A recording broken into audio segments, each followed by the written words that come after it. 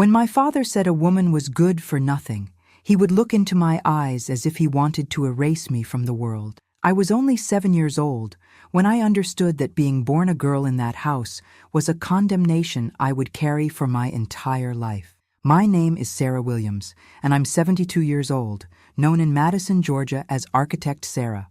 Those who see me today, recognized as one of the best architects in the Southeast, would never guess this same woman once lived through hell on earth.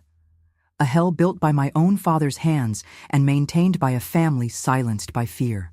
If you're listening to this video, please write in the comments. I'm listening to you.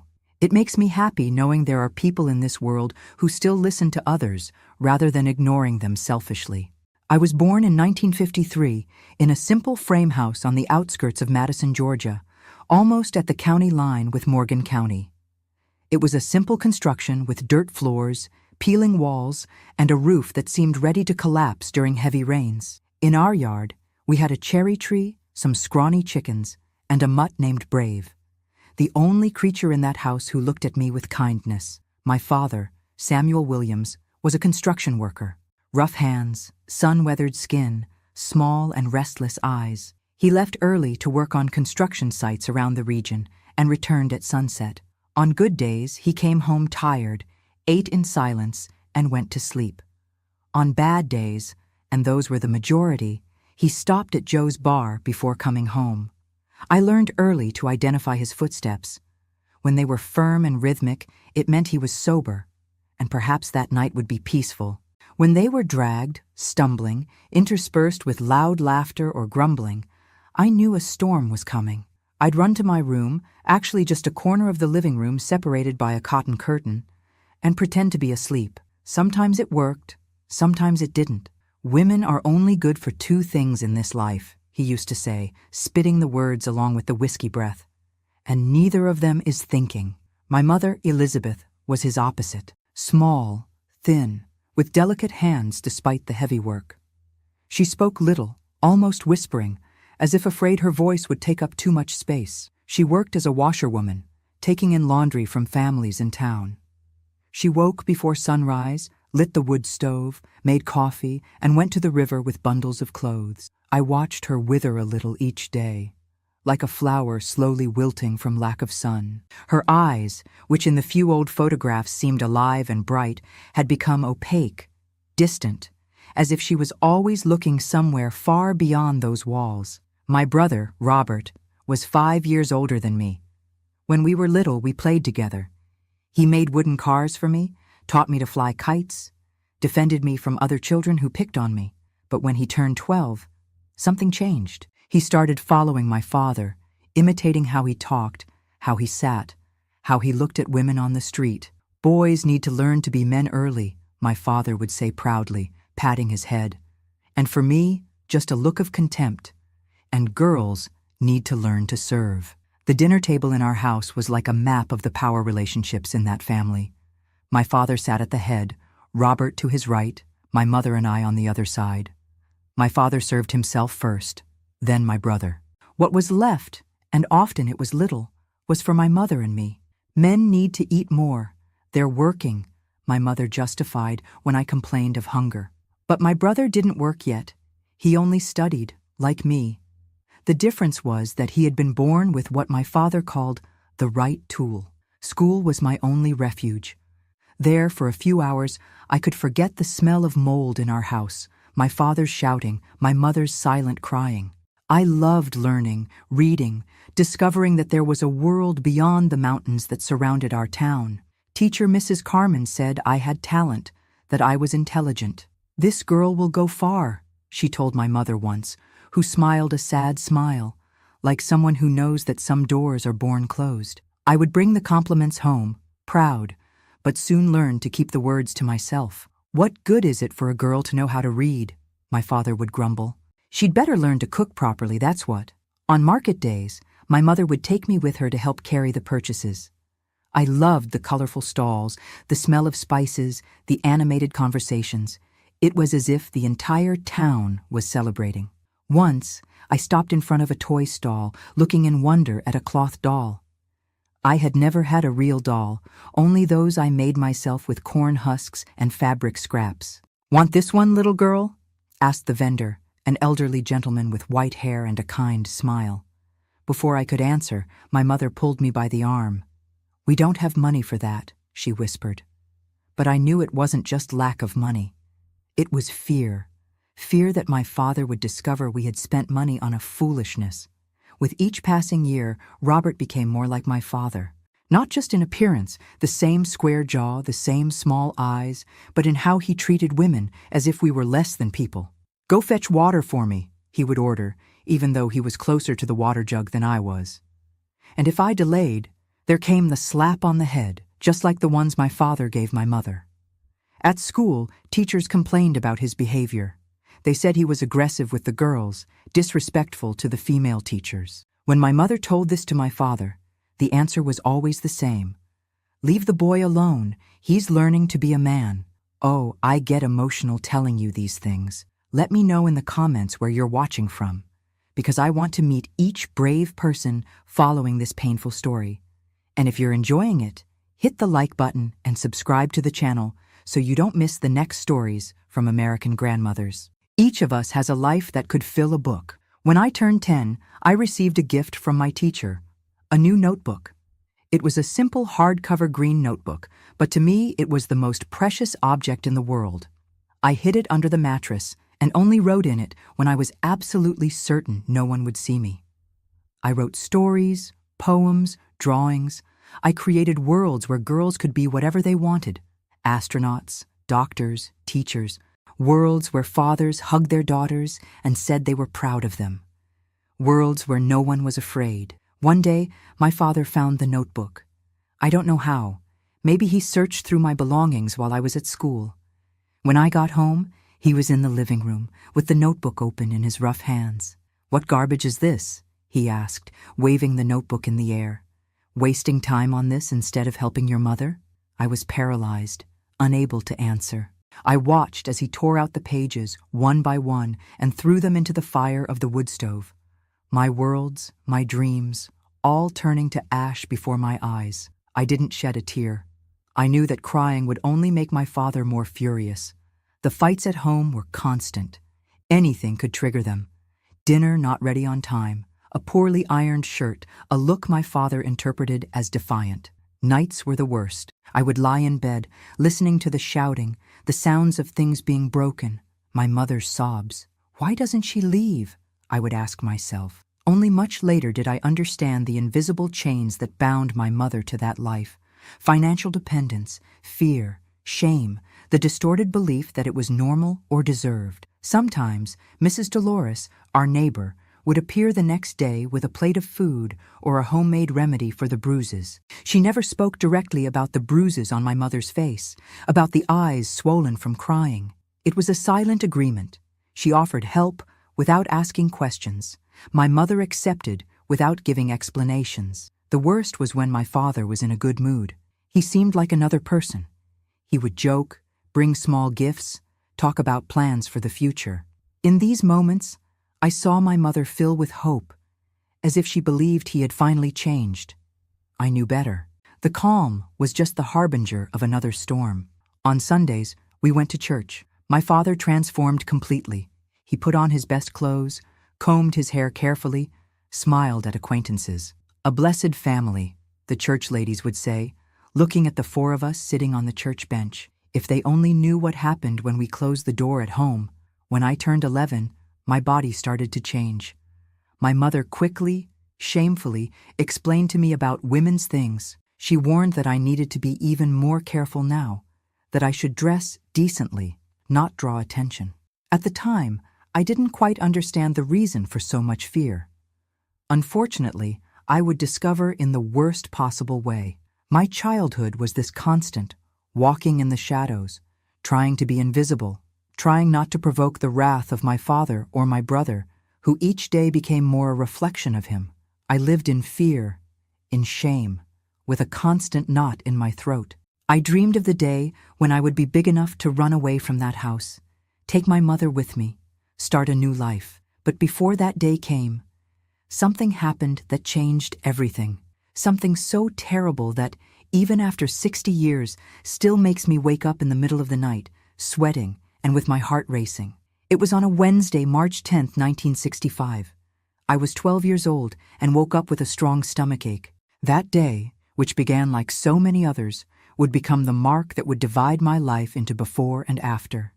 A day I would carry forever in my memory, like a scar that never completely fades. The day everything changed. "I'm not going to school today, Mom. I have a really bad stomachache." That was the first thing I said that Wednesday morning, March 10th, 1965, when my mother came to my corner to wake me up.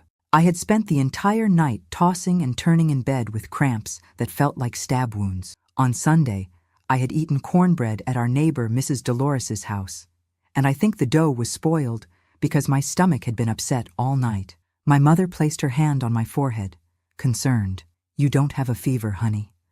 Are you sure you can't go?"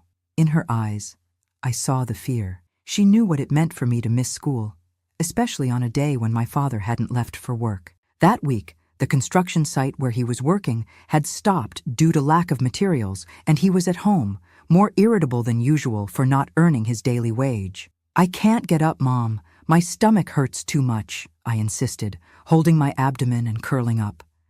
I really wasn't pretending. The pain was real, so strong it made me nauseous. My mother sighed, resigned.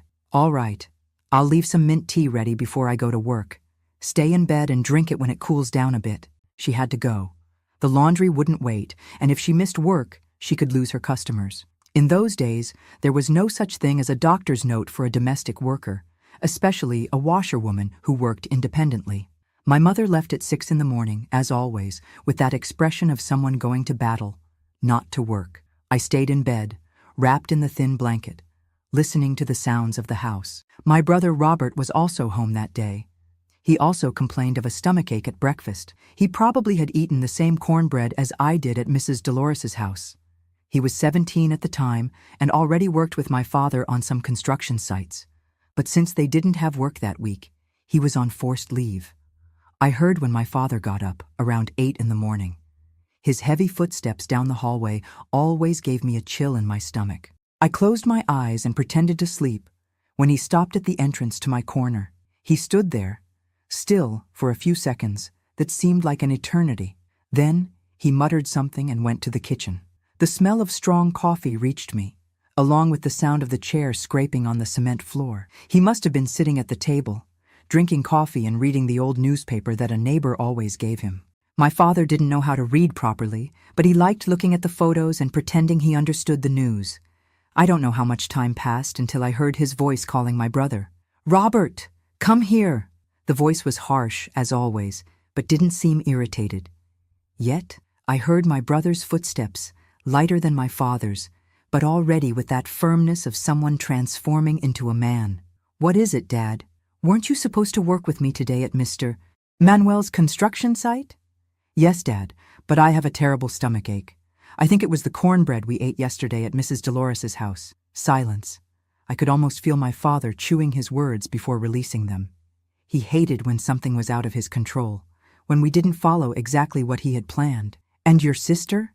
She didn't go to school today either?" "I don't think so, Dad. She was complaining about the same pain." More silence. Then, the sound of the chair scraping again, louder this time. His footsteps coming toward my corner.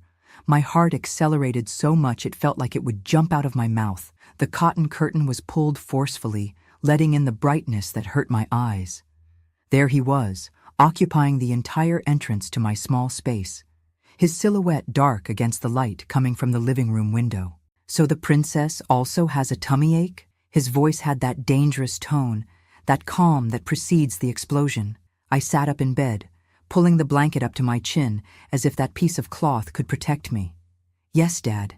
It hurts a lot." He took a step into my corner, looking me up and down. There was something different in his look that day. Something I had never seen before, and that made me feel a cold shiver down my spine. "You're missing school for a little tummy ache? Since when is my girl this weak?" I didn't answer. Any word could be the wrong one, and I already knew all too well the weight of his hand. "Get up. If you're going to miss school, you're going to do something useful." I tried to get up, but the pain was too strong. I could barely sit on the edge of the bed. My father lost his patience. In a quick movement, he yanked away the blanket that protected me and pulled me by the arm with such force I thought it would break. "Dad, it hurts a lot," I cried, trying to free myself. The slap came straight to my face. I tasted blood in my mouth. He had never hit me with such force before. "Now you're going to miss school and work like a slut to learn never to miss your education again. You're already stupid for being a woman, girl." He dragged me down the hallway to his and my mother's bedroom. My stomach was churning. I don't know if from fear or from the stomachache that still persisted. When we got there, he threw me on the bed forcefully. He went to the door and shouted, "Robert, come here now!" My brother appeared at the door, still in pajamas, with a pale and sweaty face. He was clearly also sick, but my father didn't care. "Now you're going to show that you're a real man," my father said to Robert, pointing at me on the bed. "You're going to teach your sister a lesson." Robert looked confused at my father, not understanding.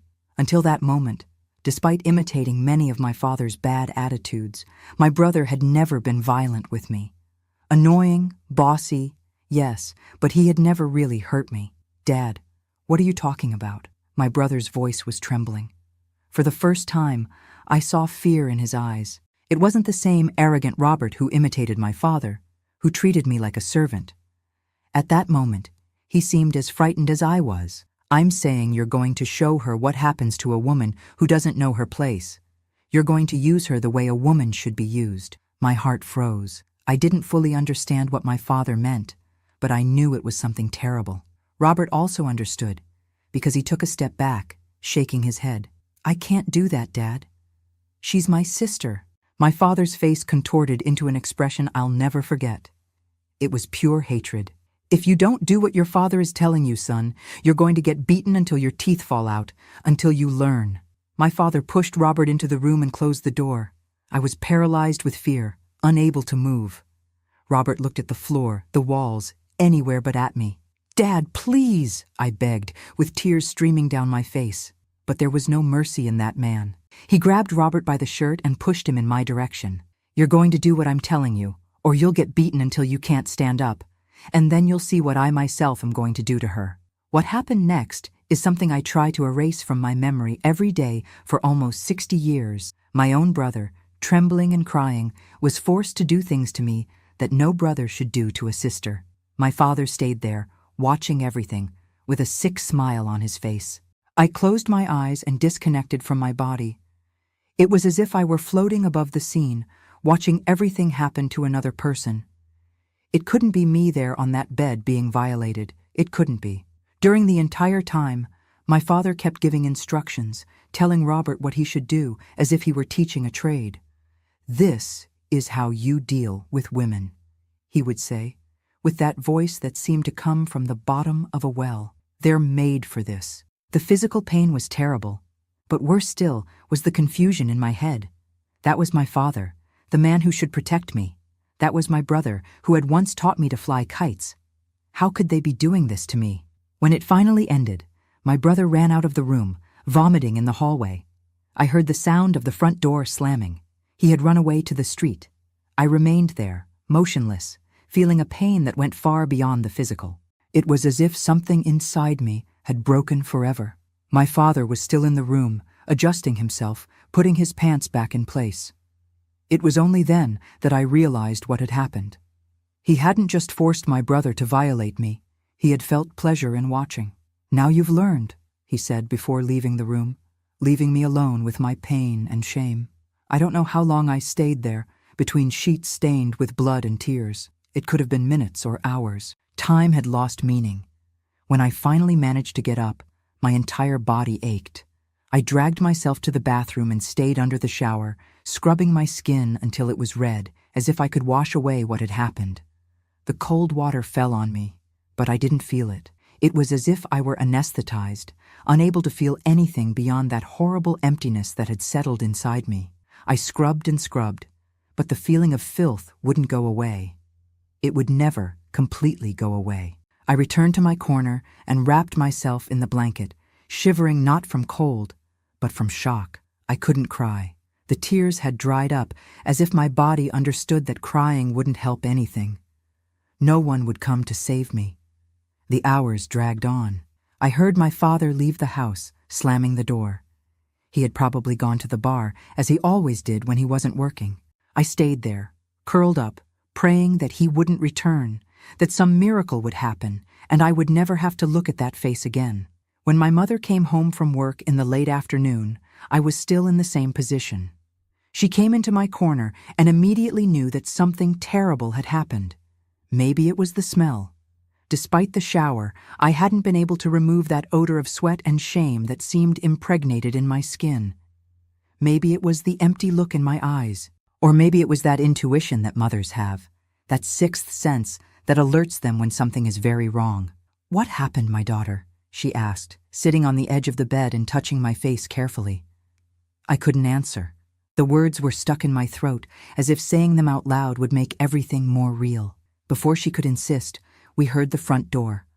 My father had returned. My mother got up quickly, panic visible in her eyes. The girl missed school, had a stomachache. "I taught her a lesson. I don't want to see you pampering this girl who skipped school," he shouted from the hallway, even before seeing my mother. She looked at me, then in the direction of his voice, divided between the instinct to protect me and the fear of what he might do. As always, fear won. She left my corner, closing the curtain behind her. I heard their voices in the kitchen, his loud and arrogant, hers low and submissive. I couldn't understand what they were saying, but I didn't need to. It was always the same conversation, the same pattern. He accusing, she apologizing for things she hadn't even done. My brother didn't return home that night. I found out later that he had gone to a friend's house, saying he had fought with my father. I stayed there, alone with my trauma, unable to eat, to drink, to do anything beyond existing in that state of numbness. The days that followed were a blur. I didn't go to school for the rest of the week. My mother told the teacher I had a strong virus. It wasn't a lie. I was constantly vomiting, my body rejecting the memory of what had happened. When my brother finally returned, 3 days later, he couldn't look at me. He would pass by my corner as if I were invisible, avoiding being in the same room as me. In the rare moments when our gazes crossed, I saw in him a mixture of shame, guilt, and something else. Perhaps anger at himself, perhaps anger at me for being the living reminder of what he had been forced to do. As for my father, he acted as if nothing had happened. He continued his usual routine: work, bar, fights. Sometimes he would catch my brother looking at him with a mixture of fear and hatred and would say, "What's up, son? Becoming a real man now, aren't you?" The following week, I returned to school. It was as if I were moving inside a dream, disconnected from everything around me. Teacher Mrs. Carmen noticed the change in me. I, who had always been participative, interested, now barely raised my eyes from the notebook. "What happened, Sarah?" "You're different," she asked me one day after class. I couldn't answer. How to explain the inexplicable?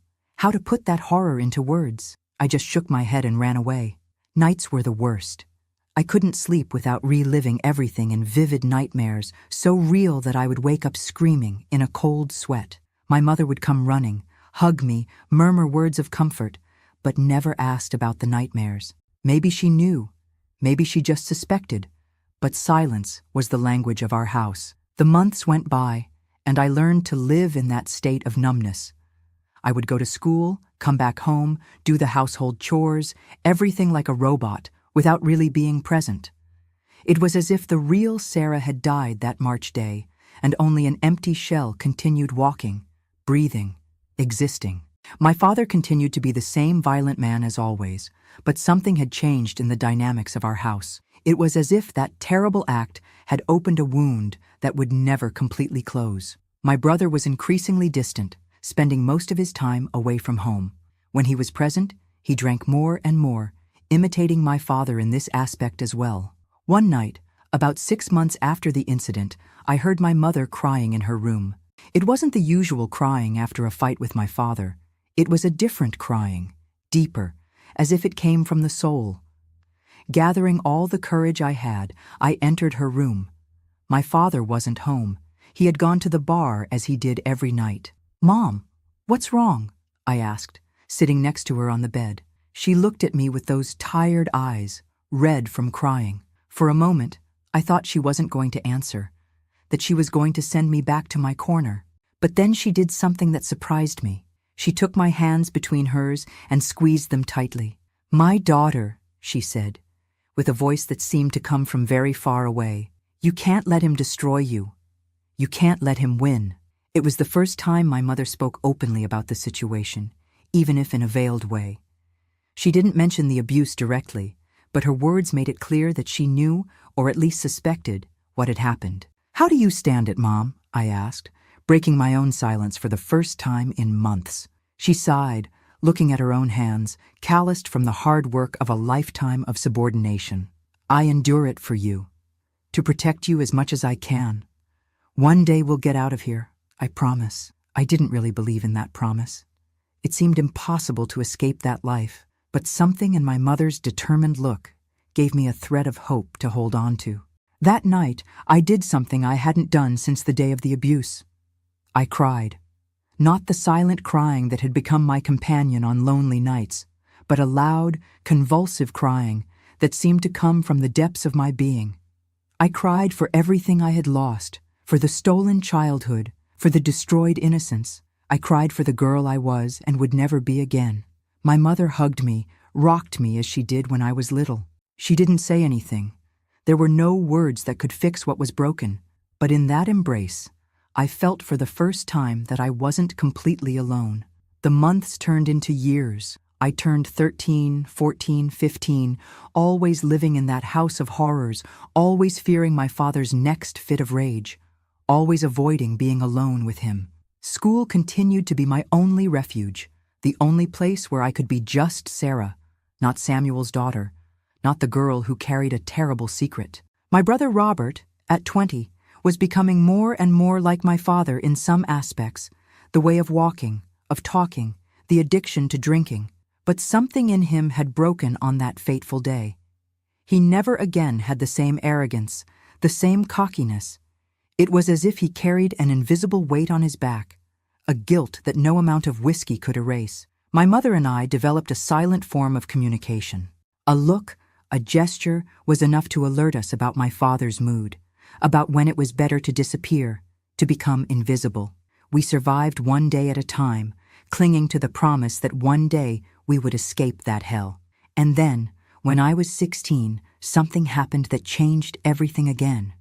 I don't know if it was coincidence or if it was destiny finally deciding that we had suffered enough. It all started on a Friday afternoon when my father came home earlier from work, already drunk and in a terrible mood. The escape. After that terrible day, living in the same house as my father and my brother was like breathing with a stone in my chest. Every corner of that house had become a trap. Every shadow hid a nightmare. I was no longer a girl, that Sarah died in that bed along with my innocence. What remained was an empty shell, trying to survive one day at a time. During the 4 years that followed, between my 12 and 16 years, I learned to become invisible. I woke up before everyone else, at 5 in the morning, just to avoid meeting my father in the kitchen. I would return from school and hide in my corner, behind that cotton curtain that was my only protection. I did my household chores in absolute silence, like a shadow moving through the house. The less they noticed my presence, the better. I started saving every penny I could get. Sometimes, Mrs. Carmen, my teacher, would give me some change to buy school supplies.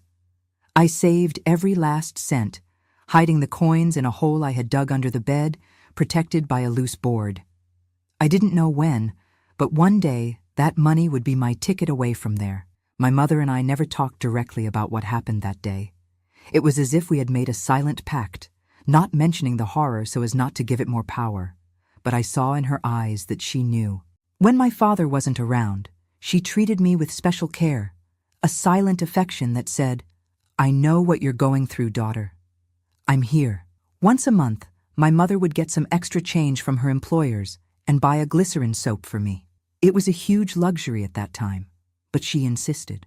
"It's good for the skin," she would say, but I knew what it really meant.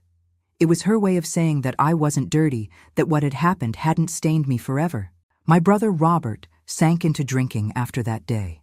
At 18, he was already known in the town bars as Samuel's son, always involved in fights, always with that lost look of someone carrying too heavy a burden. He avoided being alone with me at all costs. If I entered the living room, he would leave. If we were at the table, he would barely raise his eyes from his plate. One night, almost a year after the incident, Robert came home so drunk he could barely stand. My father wasn't there. He had gone to visit a friend in another town and would only return the next day. Robert collapsed in the kitchen chair where I was finishing washing the dinner dishes. For a moment, we stayed there, in an uncomfortable silence, the first time we were alone since that day. "I'm sorry," he suddenly muttered, his voice thick with whiskey. "I'm sorry, Sarah." I didn't answer. What could I say? Those apologies didn't erase what had happened, didn't heal the wounds that were still bleeding inside me. "I should have been beaten to death, but I shouldn't have done that," he continued, now with tears streaming down his face. "I can't look at myself in the mirror. I can't sleep without seeing, without remembering." He hid his face in his hands and began to sob, a grown man's crying that seemed like that of a lost boy. For a brief moment, I felt sorry for him. He had also been a victim of my father in a way, but the pity soon gave way to anger. Pity didn't erase what he had done to me. "Robert, go to sleep," was all I managed to say, before retreating to my corner, leaving him there with his guilt and his whiskey. The next morning, he was gone. We found out later that he had enlisted in the army and been sent to a base in Atlanta. Part of me felt relief at not having to see him every day, at not having to relive that memory every time our gazes crossed. Another part resented that he could escape, while I remained trapped in that house with my father. My father pretended to be sad when he learned that Robert had left, but I saw the gleam of satisfaction in his eyes. Now it was just him, the man of the house, with 2 women completely under his control. Without Robert around, he got even worse, as if he no longer had anyone to impress, no one to teach how to be a man. The years of 1966 and 1967 were the hardest. My father lost his job at the construction company where he had worked for years. He drank so much that he started missing work until the foreman lost his patience. After that, he only got occasional odd jobs, which meant he had much more time at home. Too much time. The money, which was already little, became even scarcer. My mother had to work more hours, wash more clothes, to compensate for what my father no longer brought in. I also started to help, doing cleaning in family homes on Saturdays. All the money I earned I gave to my mother, who used it to buy food. But there was always a little bit left that she secretly gave back to me. "Save it, daughter. One day you'll need it." At school, I continued to stand out, despite everything. Studying was my only escape, the only way to travel far from that reality. I clung to books like a castaway to a piece of wood. Teacher Mrs. Carmen continued to encourage me. "You have a gift, Sarah. Don't let anyone take that away from you." When I turned 14, in 1967, Mrs. Carmen called me after class. "I have a proposal to make to you," she said, with that direct manner she always had. "I'm giving private tutoring lessons to Dr. Thompson's children. It's too much for me alone. You could help me and earn a little money." Dr. Thompson was the town doctor, a respected man, owner of one of the most beautiful houses in Madison. His children studied at the private school in Covington, but came home on weekends. They needed help with English and math, precisely the subjects in which I excelled. "But teacher, I don't know if I can—" "I've never taught anyone," I replied, insecure. "You know more than you think, Sarah, and you'll gain experience. Besides, you'll be paid for it. $5 per lesson." What do you think? $5 per lesson was more than I earned in an entire week of cleaning. It was a fortune to me at the time. I accepted immediately, without even thinking about how I would explain it to my father. When I told my mother, she was worried. "Your father won't like you spending so much time in rich people's houses," she said, twisting her apron between her fingers, a sign that she was nervous. "We don't need to tell him what I'm doing there," I replied. "You can say I'm helping the teacher carry books, clean the classroom, anything." My mother didn't like to lie, but in that house, lying had become a survival tool. She agreed, reluctantly. To my surprise, my father didn't object. At that time, he was already so deep into drinking that he barely paid attention to what was happening around him, as long as his immediate orders were obeyed and the food was on the table. "As long as it doesn't interfere with the housework," was all he said. The private tutoring opened a new world for me. Dr. Thompson's house was like a palace in my eyes. Polished wooden floor, real furniture, not those improvised things we had at home. A bookshelf that went from floor to ceiling. And the most impressive, a bathroom inside the house, with running water. I started giving lessons to the two youngest children, Elizabeth, who was 9, and Thomas, who was 11. They were well-educated children, but a bit spoiled, as was to be expected from a doctor's children. At first, they looked at me with suspicion. After all, I was just a poor girl from the countryside.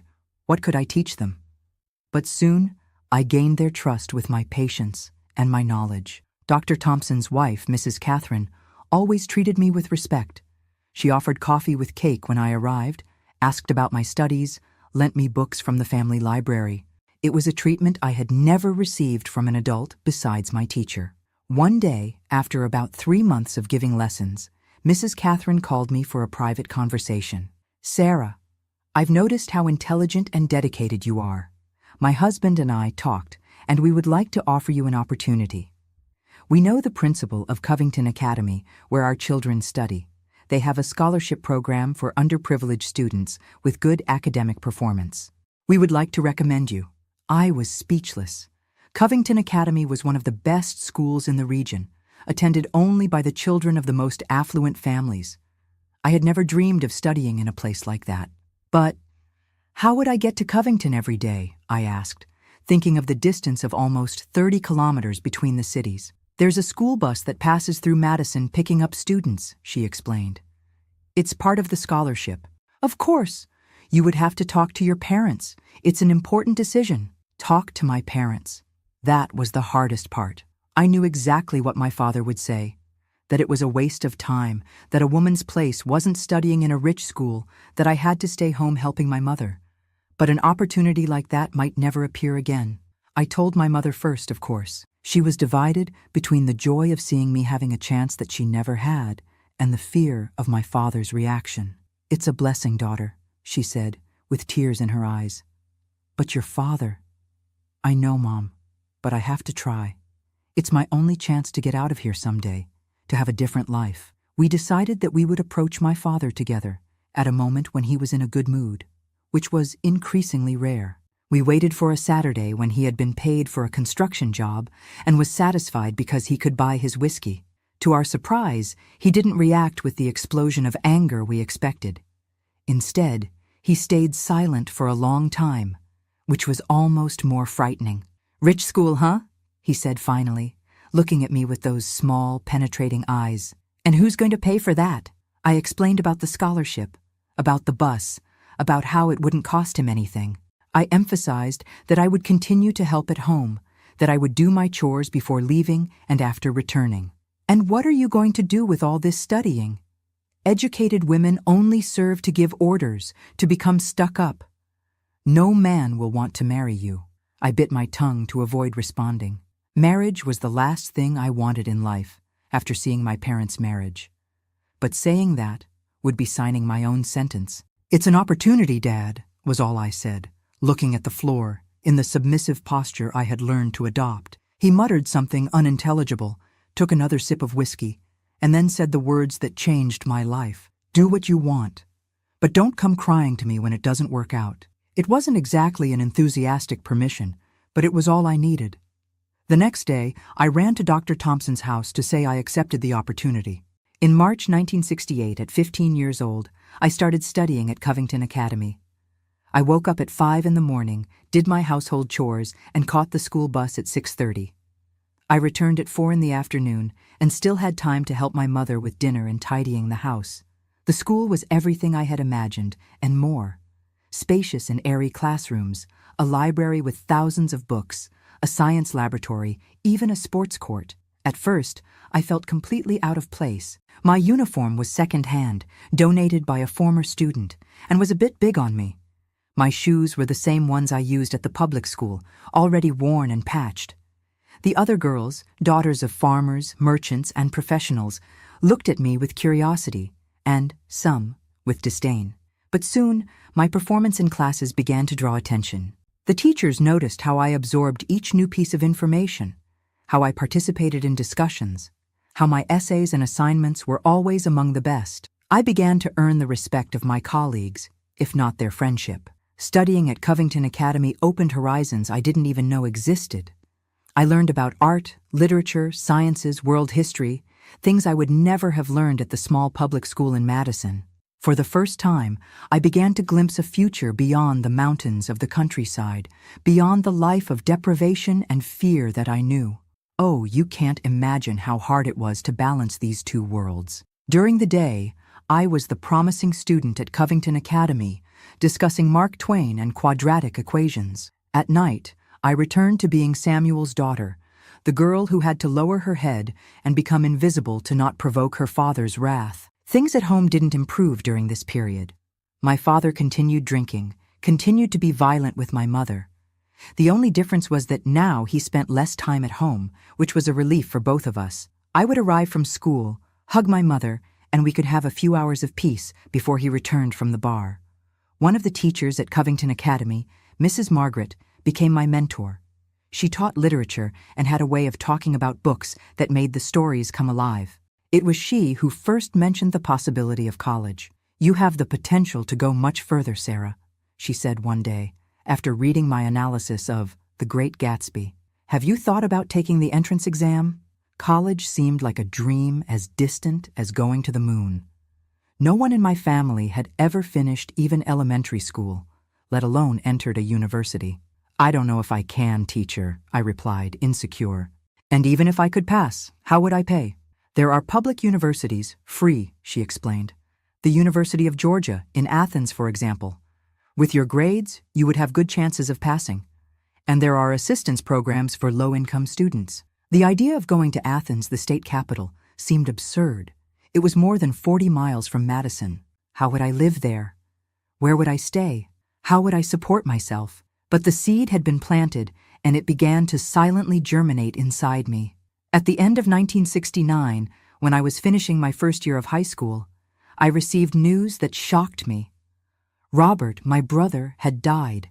The news came through a telegram sent by the Army. He had been transferred to Vietnam to work in the construction of military bases and contracted malaria. He didn't survive the precarious treatment available in that remote region. I didn't know how to feel. Part of me still hated him for what he had done.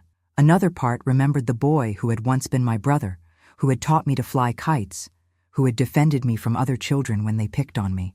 And another part still thought that he had also been a victim of my father, forced to do something terrible under threat of violence. My mother cried for days. Despite everything, he was her son, her firstborn. My father reacted strangely. He didn't show sadness, just a kind of irritation, as if Robert's death were an inconvenience, a personal failure of his son. "Always was weak," he said upon receiving the news.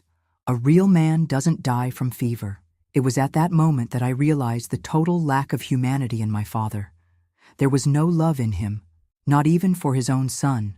There was only that sick obsession with strength, with domination, with a distorted vision of what it meant to be a man. Robert's death, as contradictory as my feelings toward him were, solidified my determination to escape that house, that life. I couldn't end up like him, destroyed by my father's actions, carrying guilt and trauma to the grave. I intensified my studies, started staying later at school, using the library to avoid having to return home. I saved every penny I earned giving private lessons, keeping everything in the same hiding place under the bed, which now already contained a considerable sum. My mother seemed to understand what I was doing, although we never spoke openly about it. She began to protect me even more, to create distractions when my father started complaining about the time I spent away from home, to invent excuses for my absences. "Leave the girl alone, Samuel," she would say, in a rare moment of confrontation. "She's doing schoolwork." In mid-1970, when I was already in my second year of high school, something happened that accelerated my plans. My father, drunk as always, began to look at me in a way I immediately recognized. the same look he had on that fateful day in March 1965. A look that mixed contempt and desire, a combination that froze me to the bone. "You're becoming quite a woman, huh?" he said one day, cornering me in the kitchen while I was washing dishes. All this studying, this swaying of someone who knows things, I felt my stomach turn. It wasn't the first time he had made insinuations since that day, but he had never been so direct, so threatening. My brother was no longer there to be used as an instrument of his perversion. Now, I was alone. "Dad, I need to finish here and go study," I replied, trying to keep my voice firm, although my entire body was trembling. He came closer, his whiskey breath engulfing me like a toxic cloud. "Study, is it? And what are you learning in that rich school? How to give it to doctors?" His rough hands grabbed my arms, squeezing with enough force to leave marks. I closed my eyes, preparing for the worst, when I heard my mother's voice. "Samuel, Joe from the store is calling you outside. Says it's urgent." My father hesitated, still holding me. Then, with an irritated grunt, he let me go abruptly. "This isn't over," he muttered, before leaving to answer the supposed call. There was no one waiting for him, of course. It was just another of my mother's survival strategies. When he returned, furious for having been fooled, she had already hidden me in the neighbor's room, Mrs. Dolores, who had finally understood the gravity of our situation and offered to help. I stayed there until dawn, listening to my father's shouts and the sound of things being broken in our house. Mrs. Dolores, a lady in her 60s who had lived alone since her husband died, held my hand and repeated quietly, "It will pass, my daughter. It will pass." But I knew it wouldn't pass. Not while I was in that house, not while my father was alive. That night was the last straw, the drop of water that made me realize that I couldn't wait 2 more years to finish my studies and try for college. I needed to get out of there as soon as possible, or I would end up like my mother, or worse. The next morning, when I returned home, I found my mother with a black eye and a cut lip, but with a determination in her gaze that I had never seen before. "You need to leave, daughter," she said without preamble. "You can't stay here even 1 more day." "And you, Mom?" I asked, my heart tight at seeing her battered face. "Don't worry about me. I have a plan." It was then that she told me something she had hidden for years. Her brother, my Uncle William, the one who worked in the military, had returned to Georgia. He was living in Atlanta, just an hour away. She had kept in touch with him in secret, through letters she sent through the neighbor so my father wouldn't discover. "He can take you in, daughter. And later, who knows, me too." That same day, a Friday, I began to plan my escape. I couldn't take much, just the essentials, some clothes, my documents, the money I had saved over the years. Everything would be placed in a simple bag, which wouldn't draw attention. The plan was simple. On Sunday, when my father would inevitably be at the bar watching the football game, I would take the bus to Atlanta. Mrs. Dolores had offered to take me to the bus station, to not raise suspicions. My mother would stay and face my father's initial fury when he discovered my departure, but had already arranged with her brother that he would come get her the following week. It was risky, but it was our only chance. The events of that night had made it clear that it was no longer just a matter of enduring until I finished my studies. It was a matter of life or death. Saturday passed in a blur of anxiety and secret preparations. Each time I heard my father's footsteps, my heart would race, fearing he had discovered our plan. But he was too busy with his own misery, drinking since early, grumbling about work, about the government, about everything and everyone. And then, when we thought everything was going according to plan, something happened that completely changed the course of events. Something I could never have predicted, and that would transform not just my life, but that of our entire family. The rescue. It was Saturday afternoon when everything changed. I was finishing folding the few clothes I would take with me the next day, hidden in my corner behind the cotton curtain. The plan was set. On Sunday, while my father was at the bar watching the Georgia Bulldogs game, I would escape to Atlanta, to my Uncle William's house. My mother would come later, when everything calmed down. I heard the noise of the front door slamming hard and froze. My father had left earlier for the bar. He shouldn't be returning so early. The heavy footsteps down the hallway confirmed my fear. It was him, and by the dragged sound, he was already drunk. "Elizabeth, where are you, woman?" His voice thundered through the small house. My mother was in the yard, hanging clothes. I heard when she hurriedly entered, trying to avoid him shouting more. "I'm here, Samuel. I'll heat up your lunch." "What lunch? You think I'm an idiot?" The sound of his hand hitting my mother's face was unmistakable, a dry slap that made me cower behind the curtain. So many years hearing that sound, and still I never got used to it. "What are you talking about, Samuel?" Her voice trembled, but had a firmness she rarely showed. "I'm talking about this." I couldn't see what this was, but by the silence that followed, I knew it was something serious. Then I heard the paper being crumpled, and my heart sank. Had he found some of the letters my mother exchanged with my uncle? "You're talking to your brother behind my back? Planning to run away with the girl?" My blood froze. How had he discovered? We had been so careful. The letters were always sent and received through Mrs. Dolores. They never came directly to our house. "It's not what you're thinking, Samuel," my mother tried, but her voice already betrayed that it was exactly what he was thinking. "Don't lie to me, woman. Joe from the bar told me everything. Saw you talking to the bus driver, asking about times to Atlanta. You think you can make a fool out of me?" Joe was a first-class gossip, always keeping an eye on other people's lives. He must have overheard my mother asking about the bus schedules and rushed to tell my father, probably in exchange for a shot of whiskey. "Samuel, please, let's talk." The sound of the next slap was stronger, followed by the noise of something, or someone, falling to the floor. "Talk? Now you want to talk? After plotting behind my back with that stuck-up military brother of yours?" My heart froze. I couldn't stay hidden while my mother was being assaulted. I left my corner, unable to remain hidden while my mother was being attacked. I saw my father standing in the middle of the living room, the crumpled letter in one hand, the other raised to hit again. My mother was on the floor, her face already marked, a trickle of blood running from the corner of her mouth. "Stop, Dad," I shouted, advancing into the living room. He turned to me, his eyes injected with a fury that went beyond the alcohol. "And you, ungrateful girl, after everything I did for you, giving you an education, letting you go to that rich school, is this how you thank me? Planning to run away?" He advanced in my direction, but my mother got up in a quick movement and placed herself between us. "Don't touch her, Samuel. That's enough of what you did." It was the first time I saw my mother truly confront my father.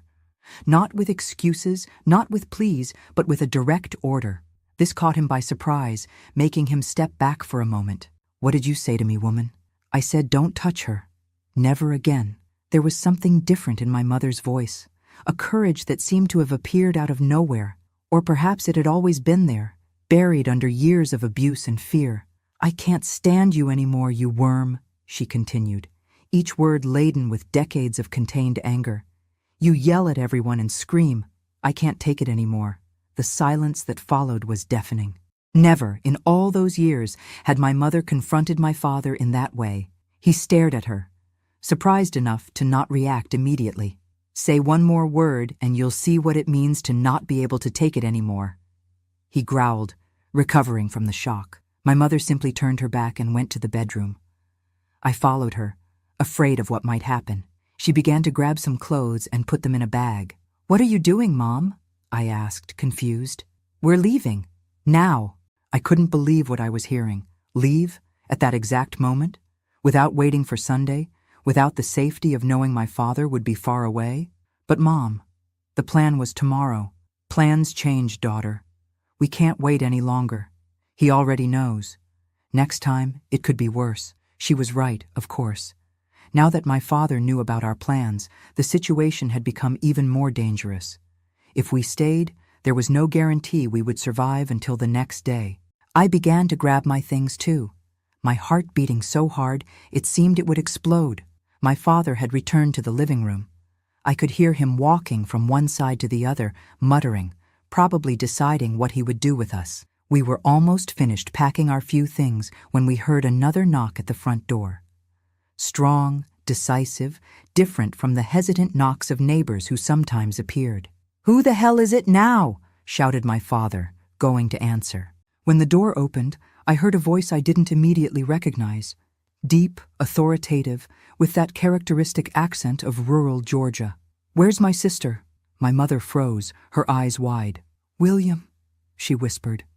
And for the first time in years, I saw genuine hope in those tired eyes. I ran to the living room in time to see my Uncle William entering our house. He was tall, almost a head taller than my father, with broad shoulders like someone who carries weight for decades. The military uniform was impeccable, the boots shining, the posture erect. But what most impressed me were his eyes, dark and hard as stones, fixed on my father with an intensity that made even Samuel step back. "Who do you think you are to enter my house like this?" My father tried to maintain the pose of authority, but his voice betrayed his fear.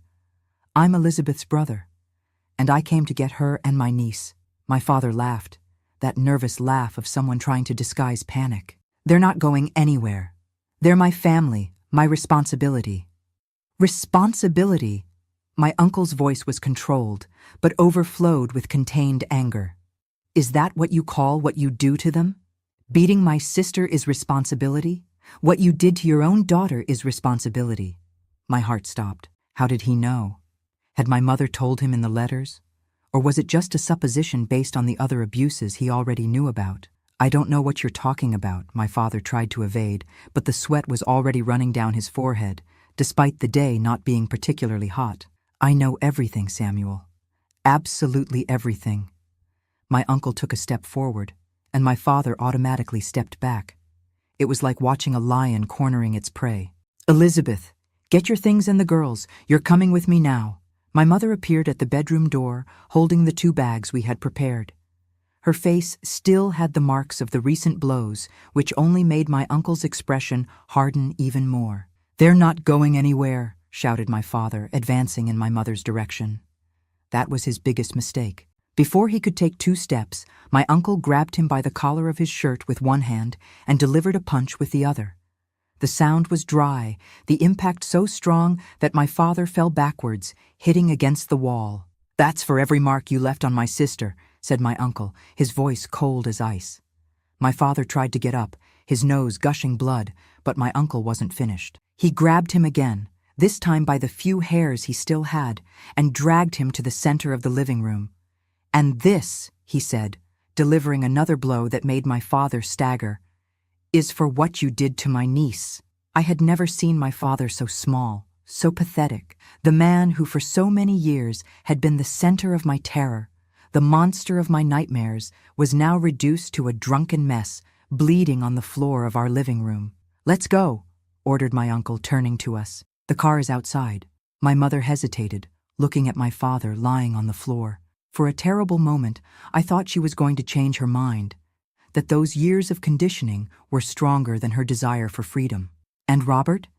she asked, her voice almost inaudible. My uncle frowned, confused. "Robert?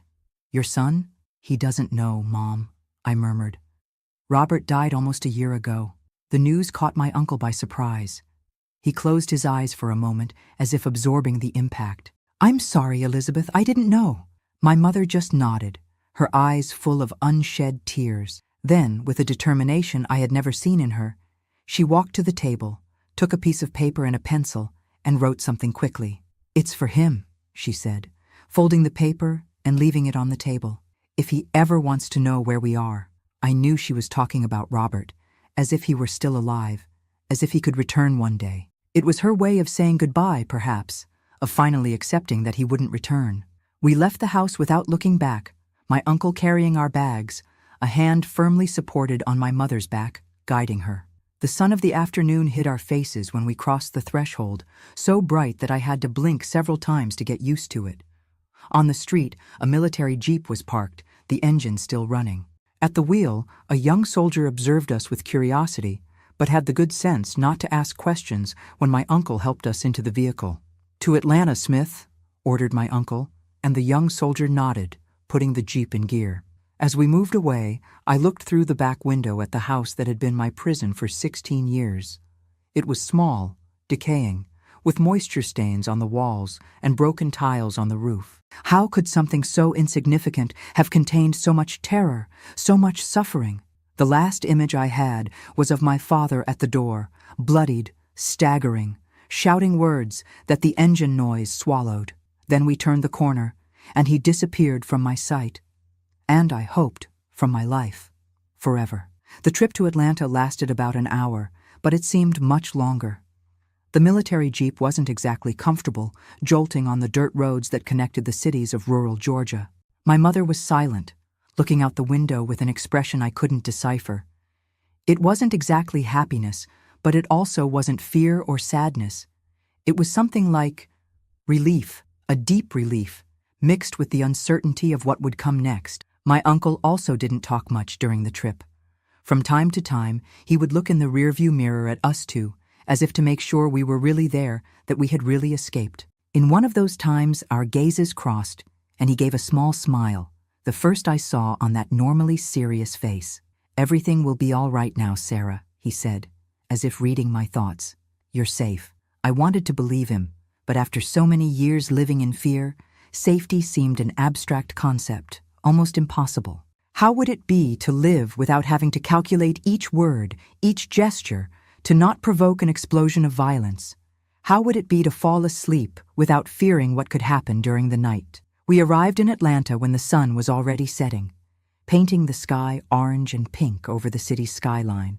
It was very different from Madison, bigger, more bustling, with tall buildings and well-maintained streets in the center.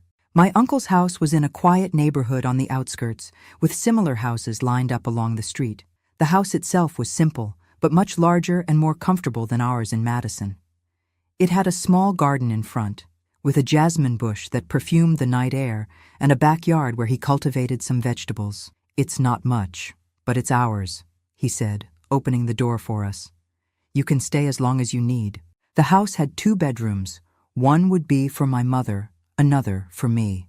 It was the first time in my life that I would have a room just for me, with a real door, not just a curtain separating my space from the rest of the house. "Does Uncle live alone?" I asked my mother while we unpacked the bags in the room that would be mine. "Yes," she answered, carefully folding the few clothes we had brought. "His wife died a few years ago. Cancer. They didn't have children." I felt a pang of sadness for my uncle, this man I barely knew, but who had risked everything to save us, losing his wife, and now opening his house for us, without hesitation. The first days in my uncle's house were strange, like learning to breathe again after almost drowning. I would wake up startled in the middle of the night, thinking I was still in that dark room in Madison, waiting for my father's heavy footsteps in the hallway. It would take a few seconds to locate myself, to remember that I was safe, that nightmare had ended. My mother was also different. Gradually, I saw the shadows leave her eyes, the constant worry lines on her forehead soften. She smiled more, spoke louder, without that constant fear of bothering, of drawing too much attention. A week after our arrival, my uncle called us for a serious conversation in the living room. He sat in his worn leather armchair, which was his usual place, us two on the sofa in front. "We need to talk about your future," he began, direct as always. "Elizabeth, do you have any idea what you want to do now?" My mother seemed surprised by the question. For so long her life had been just surviving, day after day, that thinking about the future seemed a luxury she couldn't afford. "I don't know, William," she admitted, twisting the apron between her fingers, a nervous habit she still hadn't lost. "I can look for work as a washerwoman here, maybe. It's what I know how to do."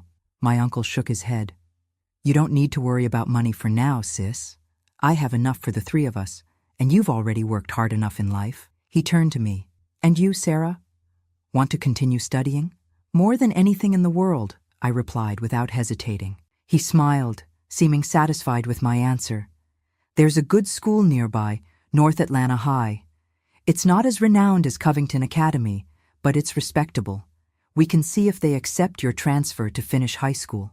The idea of continuing to study, of not having to abandon my dream of going to college one day, filled me with a joy I hadn't felt in a long time. "Thank you, Uncle." "Really, no need to thank me," he replied, his face softening. "You're my family. I should have come to get you a long time ago." I saw the guilt in his eyes, and understood that he was recriminating himself for not having acted before, for not having saved us years ago. "The important thing is that you came when we needed most," said my mother, extending her hand to touch her brother's arm. "I'll never be able to thank you enough." In the days that followed, We began to build a new routine. My uncle was right. North Atlanta High accepted my transfer without problems, especially after seeing my exceptional grades from Covington Academy. I started attending classes the very next week. It was strange being in a new school, with new colleagues, at such a turbulent moment in my life. But in a way, it was good to have something to focus on beyond the trauma I had lived. Studies had always been my refuge, and now it was no different. My mother, in turn, flourished in ways I never imagined possible. Free from my father's yoke, she revealed talents and interests she had kept hidden for years. We discovered that she had a gift for cooking, not just the simple food we made at home, but elaborate dishes, delicate desserts, naturally fermented breads. "Where did you learn to cook like this, Mom?" I asked one day, after tasting a peach cobbler that melted in the mouth, perfect in every bite. "With my grandmother when I was a girl," she replied, her eyes shining with memories of a time before my father, before the pain. She was a cook in a big house in Atlanta. She knew how to make everything, from the simplest beans to desserts for ambassadors' parties. My uncle, seeing her talent, suggested she start selling her desserts. It started small, some cobblers, cookies, pralines for birthday parties in the neighborhood. Soon Elizabeth's name spread, and she had orders almost every day. For the first time in her life, my mother was earning her own money doing something she loved, something that made her smile. It was as if a flower that had been kept in the dark finally found the sun. As for me, I immersed myself in studies with renewed determination. The trauma was still there, of course. There were nights when I woke up screaming, days when a man on the street who remotely resembled my father was enough to make me tremble uncontrollably. But each day was a little easier than the previous one. At North Atlanta High, I found understanding teachers and some colleagues who became friends. One in particular, Jennifer, daughter of the pharmacist in the neighborhood, approached me despite my initial reserve. She was intelligent, funny, and seemed not to care about my obscure past, about my reluctance to talk about my family. "Everyone has ghosts, Sarah," she said one day when we were studying in the library. "Some are just noisier than others." With Jennifer, I learned to laugh again, to make plans, to dream of a future that before seemed impossible. It was she who first told me about Georgia State University in Atlanta and its renowned School of Architecture. "You draw so well, and you're great at math," she argued. "It would be perfect for you."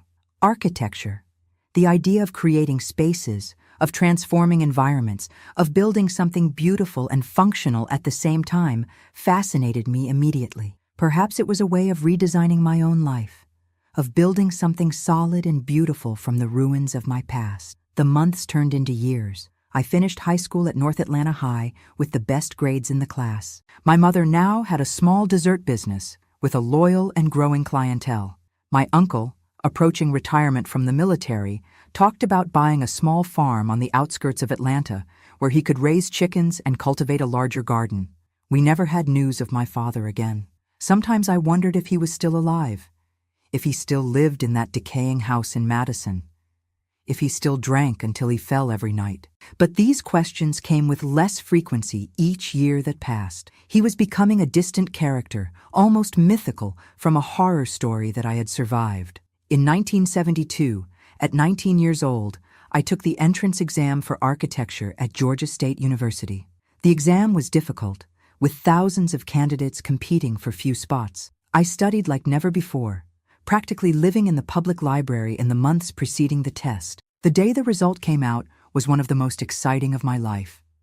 Jennifer and I went together to Atlanta to see the lists of approved candidates posted on the university's bulletin boards. The bus trip seemed to last an eternity, our hands sweating with nervousness. When we finally arrived and made our way through the crowd of anxious young people, my heart seemed like it would explode. And there it was, in the middle of the architecture list. Sarah Williams. I screamed, jumped, hugged Jennifer with such force I almost knocked her down. She had also been approved, in pharmacy, following in her father's footsteps. At that moment, all the suffering, all the struggle seemed worth it. I had made it. The poor girl from the countryside, daughter of a washerwoman who grew up in a house of terror, was now a university student. I returned to Atlanta that same day, barely able to wait to give the news to my mother and my uncle. When I arrived home, they were already waiting for me in the living room, as nervous as I was. "I passed," I announced as soon as I crossed the door. "I'm at GSU." My mother's hug was so strong, so full of pride, that it made me cry. My uncle, always so contained, had tears in his eyes when he hugged me next. "Your grandmother would be so proud," said my mother, holding my face between her hands. So proud. It was the first time she mentioned my grandmother, her mother, who had died even before I was born. I realized then that I was carrying not just my own dreams, but the dreams of generations of women in my family who never had the chance I now had. The logistics of studying in Atlanta while living at my uncle's house in the suburbs would be manageable. The city had a decent public transportation system, and the campus was accessible by bus from our neighborhood. "You'll need to focus on your studies," said my uncle, always practical. "We can help with your expenses, so don't worry about working right away." The idea of focusing entirely on my education without financial worries was both exciting and humbling. I was determined to make the most of this opportunity. "I'll look for work eventually," I said, not wanting to be a financial burden on my uncle and mother. "Maybe as a drafting assistant or giving tutoring lessons." "Don't worry about that now," replied my uncle. "Focus on your studies the first semester. We'll see how it goes after that." In the weeks that followed, we prepared everything for the start of my college journey. My mother sewed new clothes for me. My uncle bought drawing materials, rulers, T-squares, everything I would need for the course. Jennifer, who would also be moving to campus housing, suggested we meet regularly to support each other through this new phase of our lives. On the first day of classes, my mother hugged me for a long time at the bus stop, as if wanting to preserve the feeling of my body next to hers. "Be careful, my daughter," she whispered in my ear, "and always remember who you are, where you came from, what you overcame to get here." My uncle, more reserved as always, gave me a quick but firm hug. "Anything at all. We're just a phone call away," he said, placing in my hand an envelope. "This should help with the first expenses." The bus to downtown Atlanta departed at 7 a.m., taking me to a future that, just a few years earlier, seemed completely impossible. As I watched through the window, the suburbs of Atlanta being left behind, I realized I was leaving behind not just a place, but a version of myself. The frightened girl, the victim, the survivor. Ahead of me was not just Atlanta, the university, architecture, but a new Sarah, whom I was just beginning to know. The journey that had begun in that house of horrors in Madison was far from over. In fact, in many ways, it was just beginning. But now, for the first time, I looked to the future not with fear, but with hope. Not with despair, but with determination. Not as a victim, but as the architect of my own destiny. And it was like this, on a bus rumbling on the highway that cut through Georgia, that I definitively left behind the shadows of my childhood and embraced the uncertain but promising light of my future. A new life takes shape.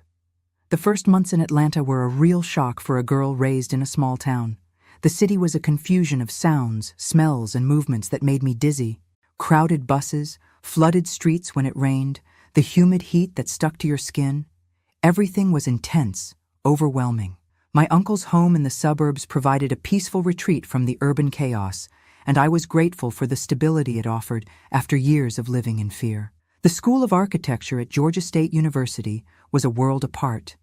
The modernist building, with its clean lines and open spaces, fascinated me. There, for the first time, I felt I had found my place. The drafting tables, the scale models, the discussions about form and function, all of it made my heart beat faster. The first semesters were hard. The course was demanding, with practical classes that extended late into the night and piles of readings that seemed endless. Many times I felt completely lost, especially in technical subjects like structural mechanics and applied physics. My classmates, mostly from more affluent families who had attended the best schools, seemed to understand everything much more easily.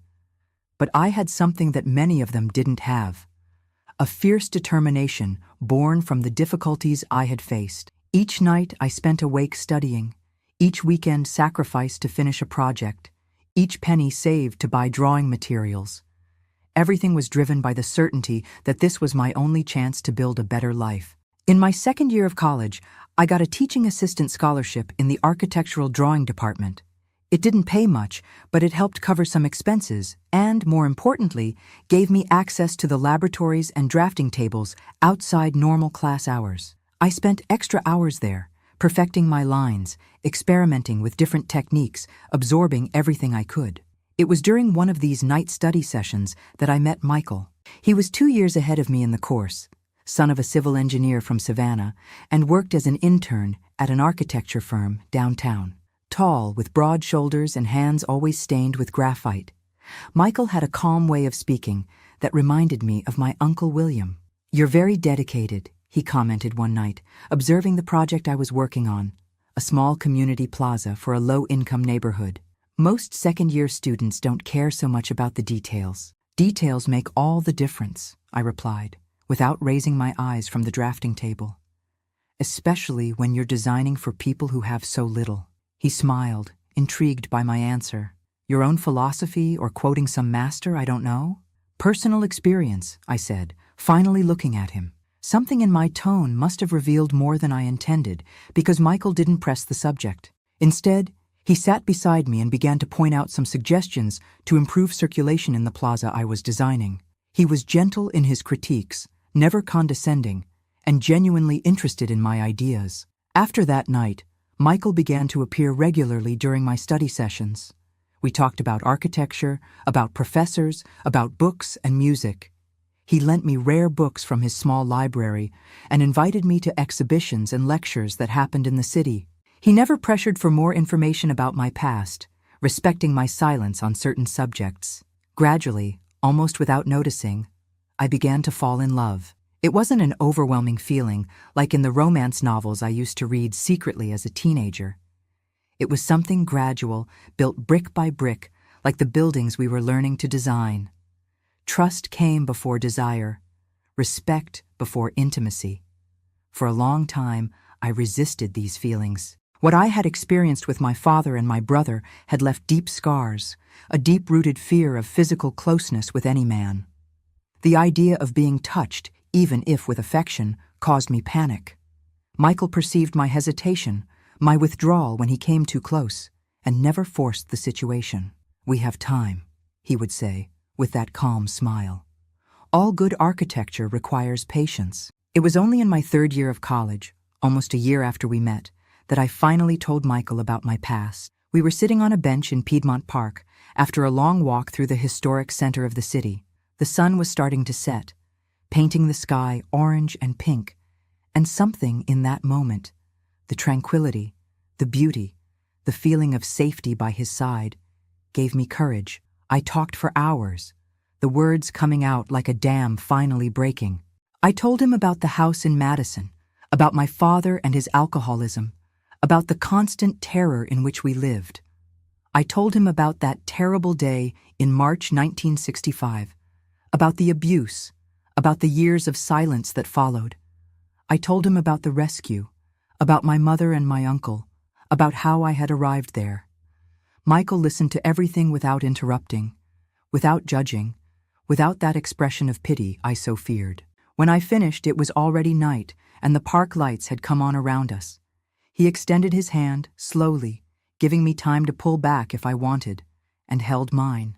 "Thank you for trusting me," he said, his voice thick with emotion. "You're the strongest person I've ever met." In that moment, something healed inside me. Not completely. Some wounds never fully heal, but enough to allow me to take a step forward, to risk trusting, to begin to believe that I deserved to be loved. Our relationship progressed slowly, always respecting my limits, my fears. Michael never pressured me for physical intimacy, understanding that each small advance, a kiss, a hug, holding hands, represented a huge victory over my past. In 1976, when I graduated in architecture, Michael was already established in a small firm of his own in Buckhead. He had specialized in medium-sized residences and small commercial buildings, with an approach that prioritized sustainability and integration with the environment, concepts that would only much later become fashionable in American architecture. My mother and my uncle came to my graduation, both visibly proud. My mother, now with a small, prosperous dessert business in Atlanta, seemed 10 years younger than when we lived in Madison. My uncle, recently retired from the military, had bought that farm he so dreamed of and spent his days among his chickens and his garden, at peace with the world. "Your grandmother would be so proud," said my mother, adjusting the gown I would wear in the ceremony. The first in the family to have a college degree. After graduation, Michael made me a proposal that would change my life again, to become a partner in his firm. "You have a unique talent, Sarah," he argued. "Your sensitivity for social spaces, for architecture that really improves people's lives, is something rare. We need that in the firm." I accepted, of course. In the years that followed, the Williams and Harper firm, my surname before his, as Michael insisted the main talent was mine, gained recognition for projects that combined aesthetics, functionality, and social responsibility. We specialized in schools, community centers, and affordable housing that maximized small spaces without sacrificing quality of life. In 1978, Michael proposed to me. It was on an ordinary night after a long day of work while we shared a pizza in our office living room. There was no bent knee, no diamond ring, no grand words, just the simple, direct question made with that calmness that so captivated me about him. "I want to build a life with you, Sarah. A home, a family, a future. Will you marry me?" I said yes without hesitating. At 25, I had finally reached a point where I could look to the future without fear, where I could imagine a shared life without the ghost of my past overshadowing everything. We married in a simple ceremony in the small chapel on my uncle's farm outside Atlanta. Just family and close friends, a lunch prepared by my mother, music played by neighbors. Michael respected my wish not to have a big event, understanding that crowds still made me anxious, that I preferred the intimacy of smaller spaces, of familiar faces. Our house, designed by both of us, of course, was on a wooded lot in Buckhead, close enough to downtown to feel the urban pulse, but far enough to avoid the bustle. It was a modern construction, with clean lines and large windows that let in plenty of natural light. We had a small attached studio where we worked when we weren't at the main office, and an internal garden where we cultivated native plants from the southeast. In 1980, our first daughter, Emma, was born, named for the light she brought to our lives. 3 years later came Thomas, named in honor of my brother, a way to give new meaning to that name, to give it a new beginning, a new story. Motherhood brought challenges I didn't expect. There were days when the constant physical contact required by a baby overwhelmed me, when crying brought me memories of screams from the past. Michael noticed when I was at my limit and took over childcare, giving me space to breathe, to recompose myself. With time, I learned to separate these reactions from my present, to understand that they were echoes of a trauma, not reflections of my capacity as a mother. I learned to ask for help when I needed it, to not punish myself for moments of weakness, to celebrate small daily victories. As my children grew, the firm also prospered. We won national awards for our sustainable school projects and were invited to lecture at universities throughout the Southeast. Whenever possible, I included in my lectures a message about the importance of social architecture, about how well-designed spaces can transform lives, especially for people in vulnerable situations. In 1989, at 36, I founded the Houses of Light Project, a nonprofit initiative that offered free technical advice for low-income families who built their own homes in Atlanta's peripheries. Volunteer architects and students helped these families optimize spaces, improve ventilation and lighting conditions, and ensure structural safety with the limited resources they had available. The project reconnected me with my origins, with the girl who once lived in a small and suffocating house in rural Georgia. Each family we helped was, in a way, a version of my own family that I would have liked to have been able to save earlier. In 1995, I received a phone call that would again change the course of my life. It was a social worker from Madison looking for Sarah Williams, daughter of Elizabeth and Samuel. "Your father is dying," she said, without beating around the bush. "Liver cirrhosis, terminal stage. He asked to find you." I remained silent for so long that the woman asked if I was still on the line. I hadn't heard my father's name in decades. For me, He had ceased to exist the moment I left that house with my mother and my uncle. How did he get my phone number? I finally asked. Your mother, she replied. She gave us the number when she learned of his condition.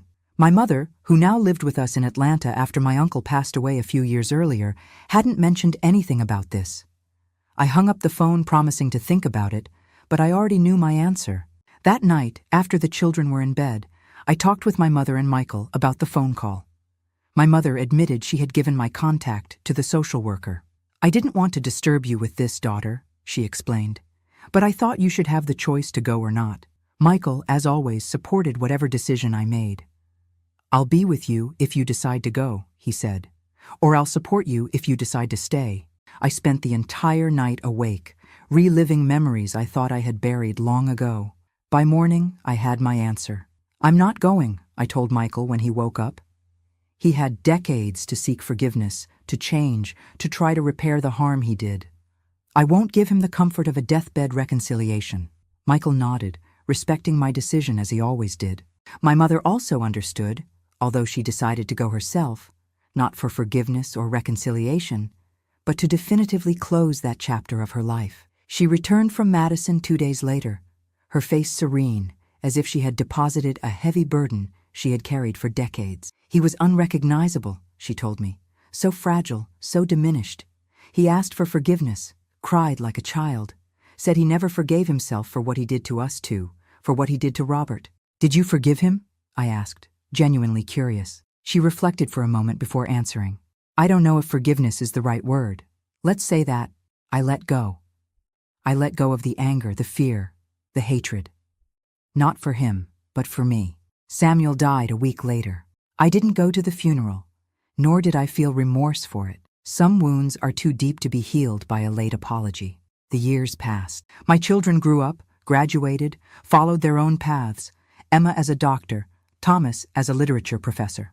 Michael and I continued working together, although we reduced the pace as age advanced. The Houses of Light project expanded to other cities in the Southeast, helping thousands of families over the years. My mother lived with us until her peaceful death at 82 in 2006. Her last years were full of joy, surrounded by the grandchildren she adored, making her desserts for special occasions, telling stories of her childhood before Samuel, stories she had never shared when we were younger.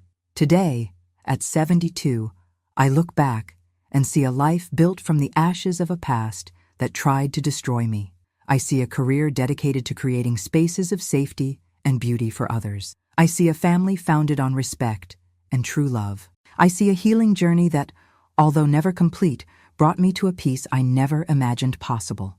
The terrified girl from Madison transformed into the respected architect of Atlanta, the beloved wife, the proud mother, the caring grandmother.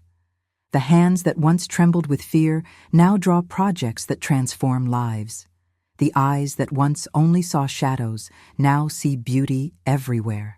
My dear ones, this is my story. A story of pain, yes, but also of overcoming, of reconstruction, of triumph over evil. If you're going through difficult times, know that there is always a path to the light, however dark the night may seem. Before I say goodbye, I wanted to ask a special favor. If this story touched your heart, please hit the like button and subscribe to the Grandparents' Tales channel. We have so many stories of strong women like me to share, so many life lessons that can inspire you. And don't forget to comment below, letting me know where you're watching from. I love connecting with each of you who takes the time to listen to our stories. Thank you for listening to my story.